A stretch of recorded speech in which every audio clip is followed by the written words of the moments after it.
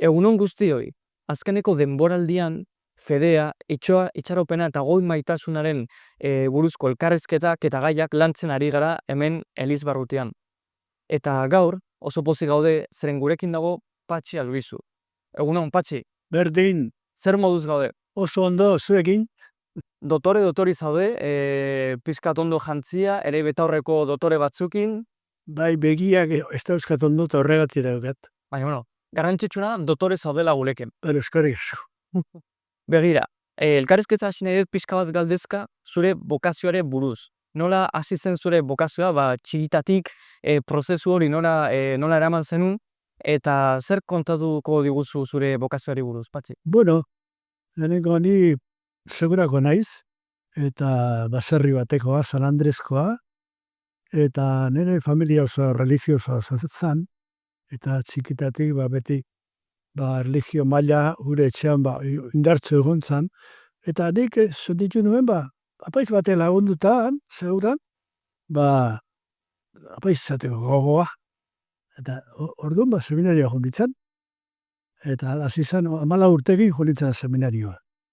Oso gaztetzua zinean, 14 urtekin, 14 urte bai, eta ordu arte baserrian da lanean haitu, eta beste lanbizirik edo pentsatu zenun bere zure momentuan dan, edo ja zuzenki seminariora 14 urtekin arren dizen eukazun. Bai, 14 urtekin saturara, jonditzen bai. Bai. Zer, apasatu gari 6 urte. Garai hartan normala zen jendea oso gaztetxo sartzea Bai, normalean 12, 13, 14 urte, ni 14 urte jonditzen da. Eta gogorazten duzu sartu zinean seminarioan zenbat mutiko sartu zerenen? Asko. Saturanen 200 mutiko berret, 200 apaiz gai, mutiko pila bat. Baina ez genuen oso ondo pasa Saturanen, Gerra ondorena zan el año 46, 47, eta orduan gozea zegoen, hogirik etzegoen, da orduan, otzare bai, jantziak ere, garai hartan jantziak ere, oso eskasak zidan da, orduan pasatu beno, larrian zean bai. Zan zidan urte nahiko gogorrak. Nahiko gogorra. Bai, gero hemen oso ondo, seminarioan. Neatore ginean, ni bihar biogozu espian negoen, eta orduan hemen oso ondo. Eta egun hauetan, Patxi, egon gara hemen Elizbarrutian ospatzen apaizen estaiak, eta nola izan zen zuk apaiz bezala ordenatu zenean, zure hasiera apaiz bezala ze oroitzapenak dauzkazu? Bueno, oso onak, ni apaiz egin izan 1900 eta 1949an, 76 urte dituti apaiz, Bai. eta denengo nire destinoa Arama izan zen. Araman egon itzan 4 urte, oso gustora, zapozik. Bai. Eta gero handik, beti bisieta juteko gogoa izan bendik, eta orduan handik 4 urtea, 73an, Venezuelara joan itzan. Hori galdetu nahi nizun, zergatik Venezuelara? Ni miselari bezala Afrikako gogoan eukien, baina Afrikan hainbeste hizkuntza daude, eta ikusten dituen eragozpen asko. Eta Venezuela berdin ere lagunan euskan. Era kursoko taldea, 10 laun, joan ziran, apaizein ziranean Venezuelara. Antzeuden, eta orduan, haien gana joan itzan. Orduan, hizkuntzaren gertutasuna eta ere lagunak antzeudela izan ziren oso faktore garrantzitsuak? Bai. Eta gero Venezuela oso ondo. Hane oso giro ona, eta oso urte onak izan ziranen urteak. Gazteak inan, 26 urte neuzkan orduan. 26 urte. Ez, markatu, 30 urte. 26ekin Arama junitzan. 30ekin, 40 arte, nire bizitzak urtarik onenak. Venezuela pasatu nikon. 10 urte, ezta? 10 urte bai. 10 urte. Eta orduan, Venezuelan, euskaldun bizitza ez dakite esan dezakegun, baina zure lagunak eta euskalduna? Bueno, nik Venezuelan euskaldunak hartu manan dien euken. Zatek euskoetxotik deitzen ziaten, mesak ematea eta juteko, eta Caracasa juten itzen, mesak ematea eta gero Caracasako euskoetxean ikastola bat sortu zen, eta hango zuzendari bezalare hori zen, urte batzutan bai. Eta nolako izan zen esperientzia? Oso ena. Egun da 30 ume, enduzken, Venezuelakoak, posto 6 andereño, eta, oso ondo. Eta, Eta nik niretzako pixka misionarin bizitza oso urruti gelditzen zait. Baina bai iruditzen zait kontraste handia aurkitu behar duzula hemen Euskal Herritik pasatzerakoan Venezuelara. Esan didazu, bale, oso oroitzapen onak, baina zertan nabaritu zenuzuk kontraste handiena Venezuelara juterakoan? Bueno, Venezuelako bizitza eta hemengo era bat diferente. Garai hartan, hain Venezuela beste bat da, baina garai hartan Venezuela oso ondo zegoen. Eta orduan, kontraste handia zan ni, Aramatik, Seguratik, herri tradizional batzuzatik, Venezuela joatea salto izugarria zan. Baina, bueno, ondo hartu nuen. Parrokiak eta gu juteako ja martxan zeuden. Eta nik nintzen Jare izeneko herri batea, eta hortzegon parrokia bat. Eta, bueno, lan hain nuen parroki bezala. Kristau tasuna balantzen aldan egina. Eta gero, lan asko egin gendun eskolatan, eta etxe egintzan, eta bai, nire argintzan ibili nintzen asko.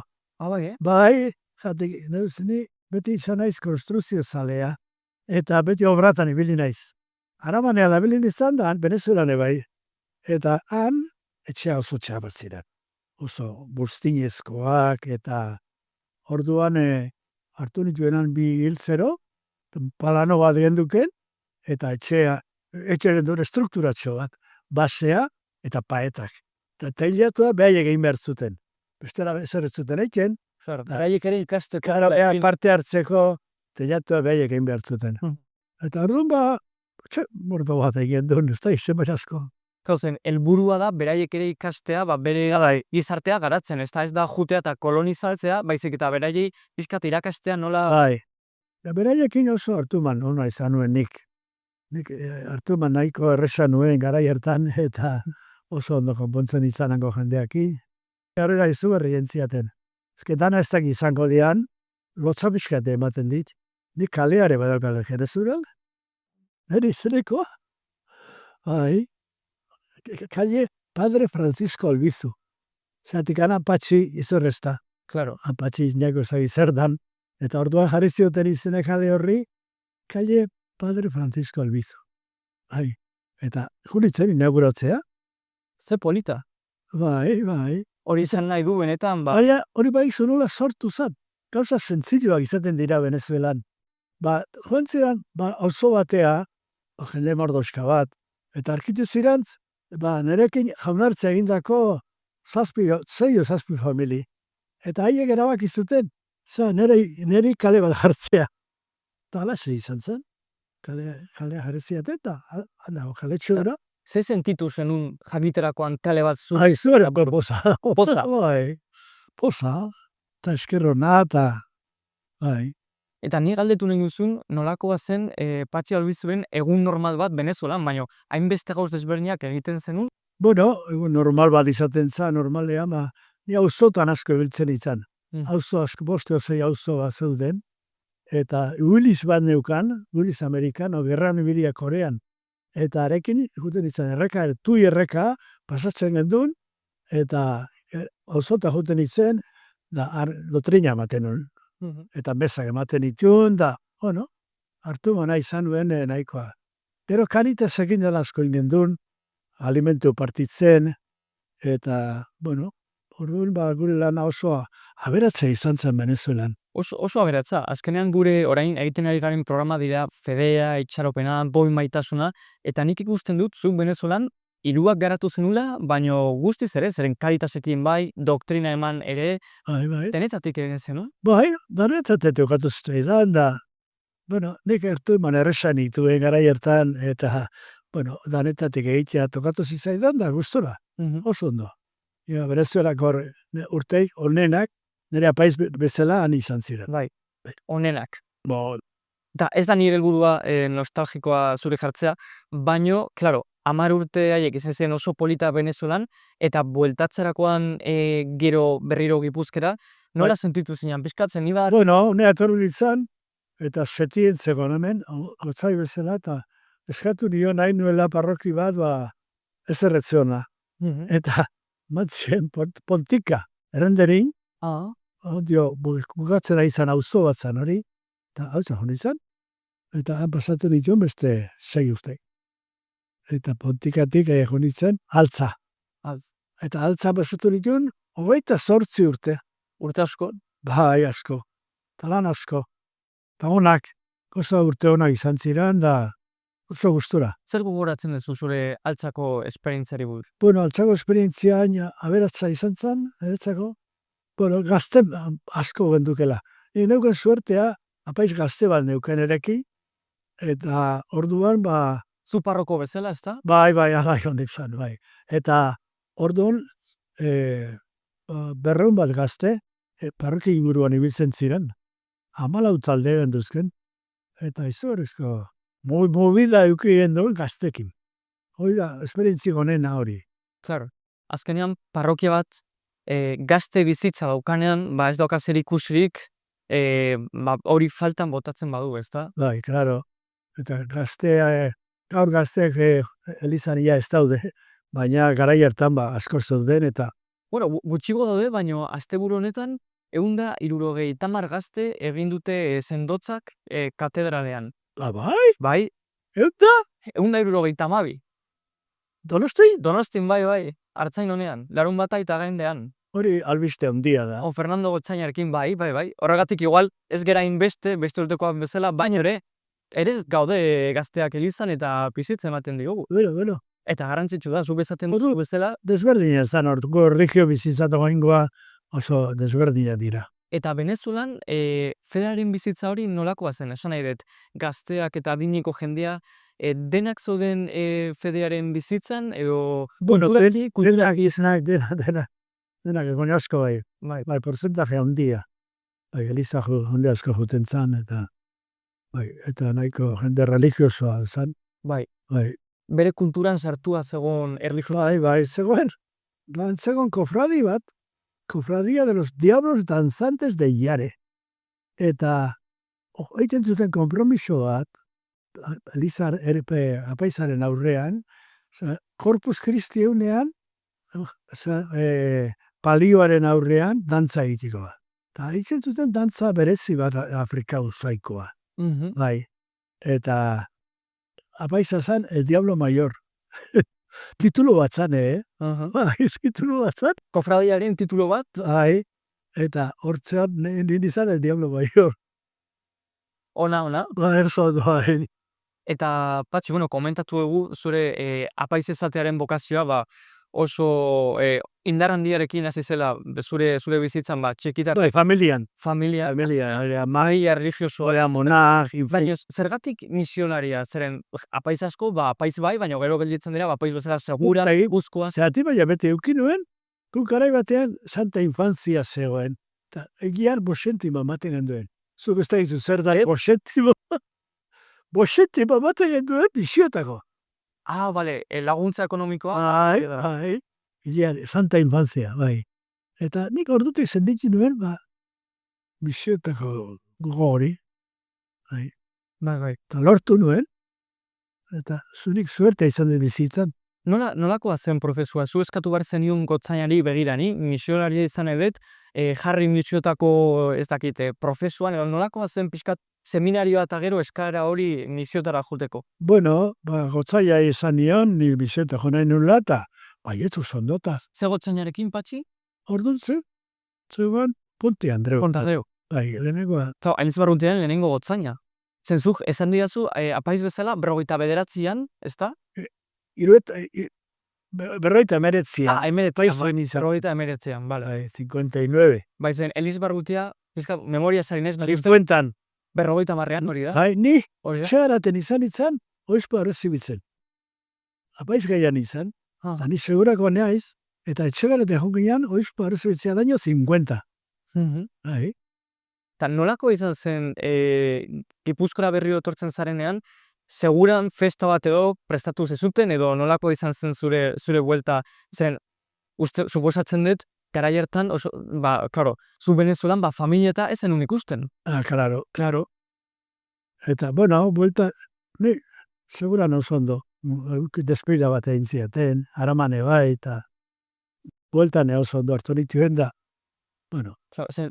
Venezuelan 10 urte, jarraian izan zen edo ez? 5 urte. Etorri nintzen, pasatu nituen 2 hilabete oporretan, bueltatu nintzen, hain guztuan egonan, bueltatu nintzen. 2 hilabete, familiarekin egoteko. Bai. Venezuelan egindako lagunak, azkenean erlazio pertsonalak mantendu dituzu gero denboran zehar? Zuban handia daukat Venezuelari, bai. Atzo ere telefonotik izketa egin nunik, Venezuela da. Bai, hartu man handian dauzken familia asko oso lagunak. Ze kontatzen dizute, nola dago Venezuela gaur egun? Gaizki dago, oso gaizki, gozea daude, Osea, eta oso gaizki. Era guztietara gaizki. Gaizki, bai. politiko arloan, sozial... Bai. Politika barloan oso gaizki. Eta, Patxi, azkenean zu, apaiz bezala, ez dakit nola esan, futbolan esaten bezala, una larga carrera, ez da? Urte asko apaiz bezala, zer nabaritu duzu, onerako eta ere, txarrerako tamalez, aldatu dela, nola aldatu da Fedea eta gure erlijionaren, Bueno, aldaketa hau oso nagusia da, ez da nengoa bakarrik, Europa guztikoa da. Aldaketa handia egon da, eta poliki jendea, elizatik aldendu da, eta, bueno, beste erabatea bizira jendea. Jendea ez da txarragoa, Nik gaurko jendea nahiago, ordukoa baino. Bai. Oso dogmatikoak ziren. Gaurko jendea da, asko sincerogoa. Bai. Orduan, gauza asko jentziran, por tradizion. Cumplimentuz. Erriten dugu, erriten zelako, ez? Bai. Eta gaur berriz, eitzen dana, gogoz eitzen da. Hori da, nolako izan behar da Fedearen bizitza? Adibidez, ni gazte bezala, nola ikusiko zenuke ondo, Fedea jarretxa. Esan nahi, ondo da, azkenen doktrina jarraitu behar dugu, tradizioa, baina Fedea, nik uste dut, zure maitasunarekin bizi behar dezu, izan behar zebait, bizirik dagona zure barruan.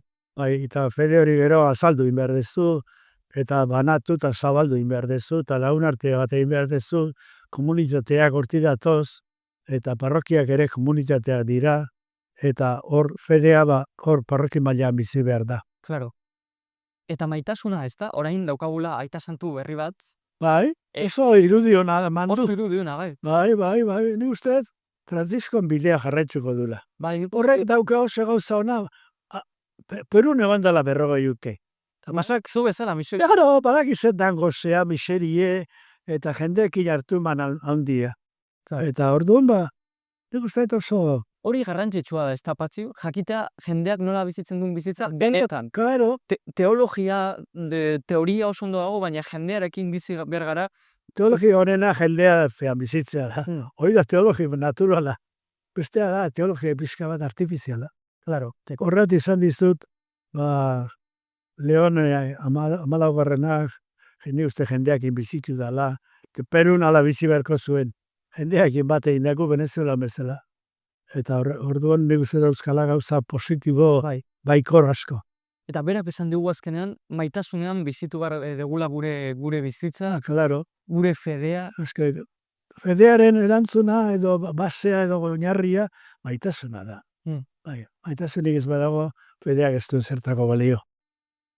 Zuk Venezuelatik etortzerakoan, uste duzu ikasi zenuna Venezuelan jendearekin ibiltzen, ikasten, etxeak egiten, hori guztian ikusten, motxila bat ekarri zenula hemen, azkenean zure oroitzapenekin eta ikasketekin, ez da? Nik Venezuela lespeida, azken agur batan izan nuen, eta orduan jende asko bizketa intzun, da gauza asko zantziaten, eta orduan nik esan nien, ni Venezuela erakustea torren izan, ez da, ezer erakuzidetan asko ikasi dut. Hori da, esan niena. Eta eskerrik asko ematen dizuet, egan ikasi duen gizon izaten, apaiz izaten, eta persona hon bat izaten, han ikasi nuen. Eta Patxi, gaur egun hemen Elizbarrutiko apaizen egoitzan bizi zara, eta daude aktibitate desberdinak egiten duzutena, daukagu mesa, eta nolakoa da zure bizitza, orain hemen Bueno, una, gu hemen oso da bizigea. Suerte bat izan dugu lako toki zoragarria da gure hau, eta ondo oso atendiketa gaude alde guztitatik, eta lokalak oso ona dira, eta jendea bintzet langileak oso ona dira, eta gure lagun arteare ona da, eta orduan, zer eskatuko dut gehiago. Galdetu nahi dizut, eta baratzan ere, zuek... Bueno, nik beti zuente handia izan deni bizitzan. Eta hona etorri eta ni baserrikoa eta hemen baratza. Bai, Zer landatzen duzu baratzan? bueno, oain ezerrez. Benetan. Garai batean, oain ez naiz gauza baratzan lan egiteko, baina garai batean danetik egiten nuen, hona etorri nintzanean, guk etxe hau, ni naiz hemengo residente lehenengoa. Ah, bai, Bai, Veteranoa orduan. ni naiz, bingo veteranoena ni naiz. Eta hau ireki genduen, 2008 Bederatzi? Amarrean, Hamarrean. bai. Eta otsailaren lehenengoan, iriki genduen, osea ditu 25 urte. 15 urte. 15 urte. Bai. Claro, orain dauzkazu 92 urte, Eh? 92 urte dauzkazu. 12 bai. Hori da. Eta nolakoa da ere pizkat erlazioa zure apaizkideekin hemen... Ona, zirkoena? Ona. Bai. Relazio, alkarriak guzti laguntzen diogu, eta hori da gure euro egitekoa, alkarri laguntzea. Eta aldan ondona bizitzea. Gure zahartzaroa. Claro, zahartzaroa ere ondo bizi behar dugu, eta pizkat ikasi behar dugu ondo bizitzen, ez da? Bai, klar. Denok. Zahartzaroa da beste garai bat. Garaia da haurtzaroa, gaztearoa, helduaroa, zahartzaroa. Patxi, eskerrik asko gurekin egoteagatik gaur. Zui bai. Uste, asko ikasi dugula, gustatuko litzateke gero eta gehiago zurekin hitz egitea. Gaur ez daukagu denbora gehiago, programa azkenean badauka 25 minutu eta bukatzen ari gera, baino hurrengo baterako gure gonbidapena daukazu ere, etortzeko gure programara, hemen Elizbarrutian, zure ahotsa berriro entzuteko, zure esperientziatik ikasteko, eta benetan eskerrik asko, eta Patxin, ondo izan? Nik ere bai zuei, eskerrik onenak. Eskerrik asko. Bai.